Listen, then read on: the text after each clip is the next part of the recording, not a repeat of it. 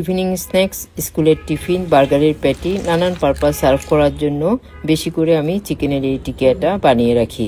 এখানে 1 কেজির বেশি চিকেনের ব্রেস্ট পিস নিয়ে তাতে 1 কাপ বুটের ডাল, 2টো আলু, পেঁয়াজ কুচি, আদা রসুন বাটা, ধনিয়ার গুঁড়া অর্থাৎ মাংসের সব মশলা দিয়ে ভালো করে চিকেনটাকে সিদ্ধ করে নেব।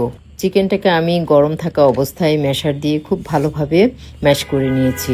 এবার তা বড় থালিতে নিয়ে পেঁয়াজ কুচি, ধনিয়া পাতা ও পুদিনা পাতা কুচি, কাঁচামরিচ কুচি ও পেঁয়াজ বেরেস্তা দিয়ে খুব ভালোভাবে মাখিয়ে নেব।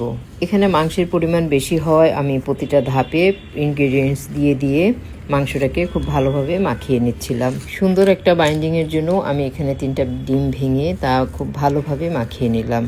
অনেকেই আমাকে মেসেজ করেছেন যে তেলে ভাজার সময় কাবাবটা ভেঙে যায়। অ্যাকচুয়ালি ডাল এবং মাংসের রেশিওটা ঠিক থাকতে হবে এবং পরিমাণ মতো ডিমও দিতে হবে। এরপর স্মুথভাবে কাবাবগুলো মেক করলেই ভাঙার পসিবিলিটি থাকে না।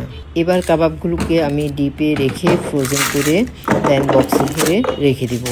এভাবে ফ্রোজেন করে 5-6 মাসও রাখা যায়, আর যখন প্রয়োজন হয় তখনই বের করে ভেজে সুন্দর করে সার্ভ করা যায়।